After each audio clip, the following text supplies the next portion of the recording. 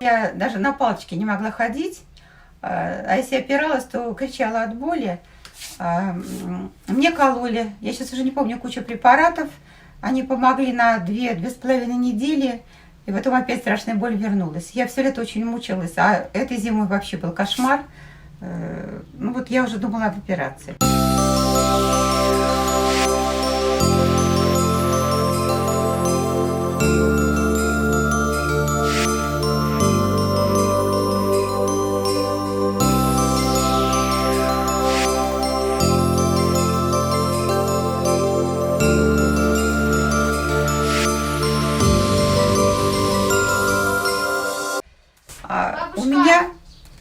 У меня поставили диагноз после обследования.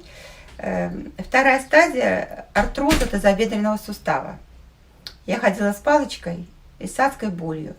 И уже подумывала об операции, чтобы поменять сустав и поставить там железку. А потом произошло чудо. Боль почти ушла. Ну, там еще, может, какие-то остатки есть, но постепенно она вообще уходит. Для меня это загадка. Загадка науки. Вот. Я даже стала бегать иногда. Ну, когда за внуками надо бегать, то я бегаю. Чудо произошло в жизни Татьяны Моралевой благодаря китайскому ученому и врачу III века нашей эры Гэ Хуну и его высокоэффективному методу лечения, который впоследствии передавали в рукописях новым поколениям. Другой китайский врач XVI века, Ли Ши-чжэн, в своем трактате «Бэньца Ганму» сообщает, что этот метод применялся только для лечения высокопоставленных мандаринов Китайской империи Мин. Выпускник военно-медицинской академии, врач Иван Курсенко, применил древнекитайский способ лечения к Татьяне Моралевой и объяснил, в чем он заключается. Это такой способ лечения, когда в лабораторных условиях у специального донора берется микробиота кишечника, которая содержит его бактерии, грибки, вирусы, населяющие в норме кишечник каждого здорового человека. И затем эта микробиота переносится от донора в кишечник пациента, который страдает от болей, вызванных артрозом тазобедренного сустава, как это было в случае с Татьяной Юрьевной Моралевой.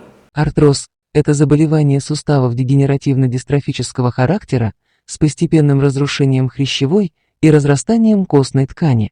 Артроз тазобедренного сустава поражает миллионы людей во всем мире, вызывая боль, скованность и снижение подвижности. Традиционные методы его лечения включают медикаменты, физиотерапию и хирургию, но они помогают не всем. Это связано с тем, что аутоиммунные дегенеративные заболевания по-прежнему остаются плохо изученными как в вопросе причины возникновения, так и в вопросе лечения. В последние годы были проведены ряд исследований, которые показали, что список причин ревматоидного артрита и артроза необходимо дополнить заболеванием полости рта, пародонтозом. Но пока это не сделано. Следствием этого является то, что первопричина заболеваний остается вне зоны лечения. Дело в том, что пародонтоз и пародонтит возникают вследствие заражения человека патогенной бактерией Porphyromonas gingivalis. Эта бактерия извне попадает в организм человека и обитает внутри человека в его полости рта и желудочно-кишечном тракте. Porphyromonas gingivalis разрушает не только наши зубы. Эта бактерия с помощью выработки особого фермента под названием гингипаин разрушает также и суставы. Оказалось, что гингипаин проникает в кровоток и в результате сложных химико-биологических взаимодействий через кровоток оказывает разрушительное влияние на синовиальную жидкость, которая заполняет полость суставов и обеспечивает смазывающую функцию при движениях. Помимо этого, гингипаин, оказывается, разрушительно действует и на сами суставы. Было проведено несколько научных исследований, которые показали, что у подавляющего большинства пациентов с ревматоидным артритом и артрозом также имел место быть и пародонтоз. При этом традиционное консервативное лечение артроза абсолютно не учитывает важности нейтрализации фермента гингипаин.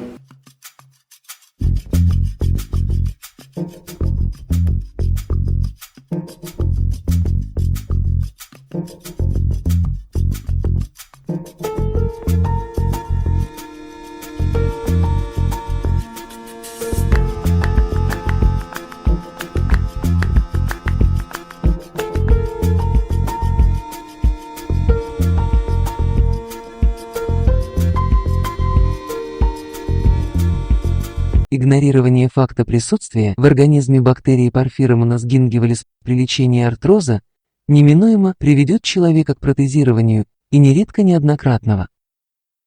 Porphyromonas gingivalis, кроме пародонтоза, пародонтита, артроза и ревматоидного артрита, способствует также появлению заболеваний сосудов и сердца, рака поджелудочной железы, диабета второй степени, болезни Альцгеймера и других заболеваний.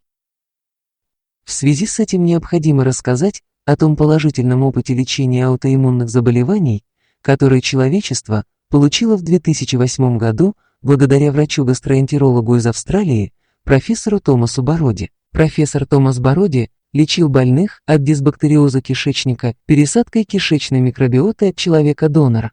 Он обратил внимание на то, что подобная трансплантация улучшает состояние больных, страдающих параллельно и аутоиммунными болезнями, ревматоидным артритом, рассеянным склерозом, болезнью Паркинсона и другими. Всех их объединяет повреждение тканей собственного организма, нарушенной иммунной системой. В результате исследования профессор Бороди пришел к выводу, патогенные микробы, проникающие и заселяющие кишечник, выделяют антигены, которые попадают в кровяное русло и запускают так называемый иммунный ответ. Он характеризуется тем, что может повреждать собственные ткани и органы в зависимости от индивидуальных особенностей человека.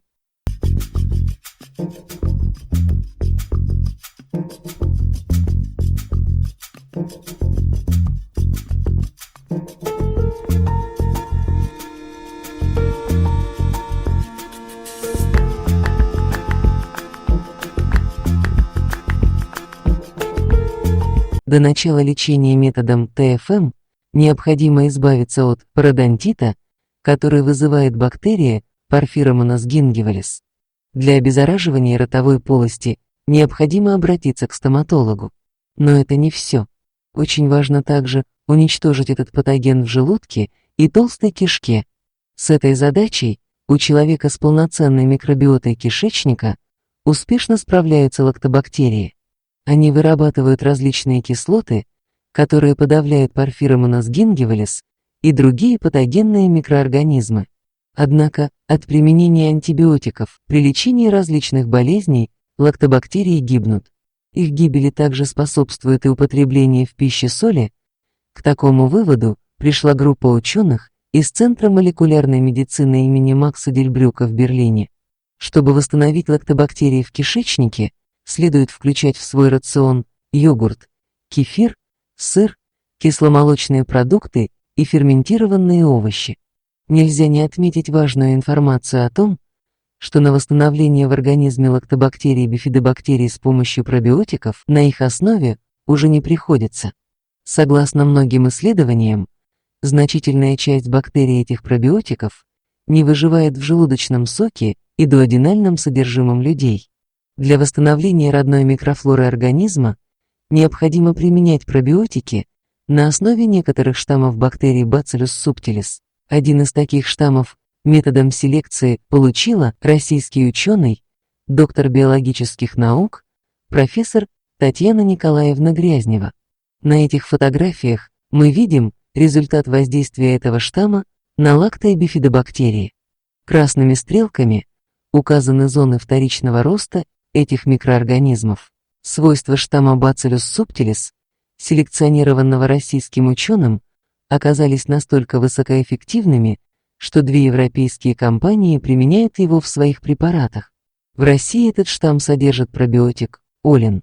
Более подробно о его свойствах можно узнать из интервью Татьяны Грязневой по ссылке, которая сейчас появилась в верхнем углу экрана и которая размещена в описании этого видео.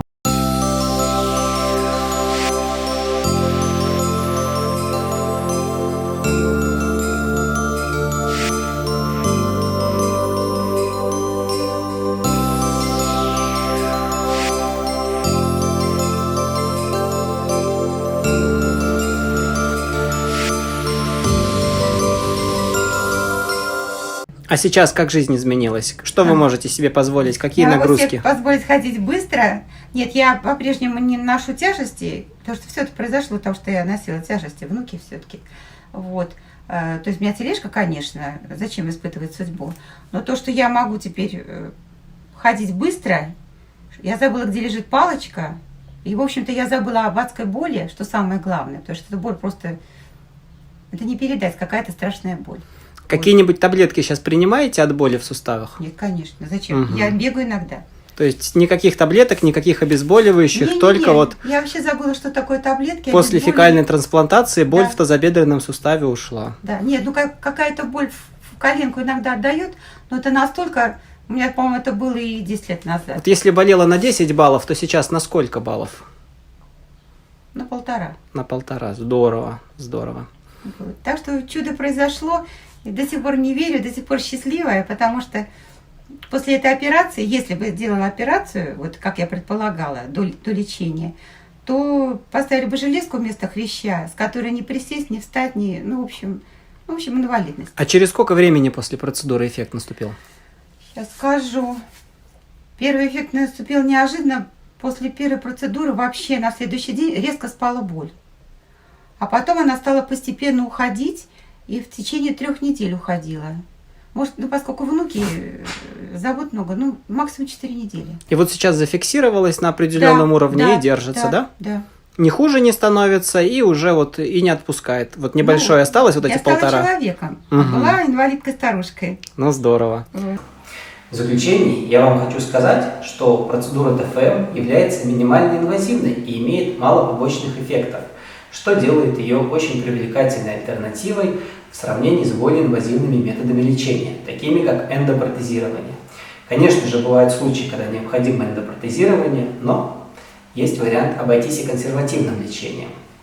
Если у вас есть какие-то вопросы касаемо лечения методом ТФМ, вы можете обратиться ко мне. Связаться со мной можно будет через сайт. Ссылка на мой сайт будет размещена в описании этого видео.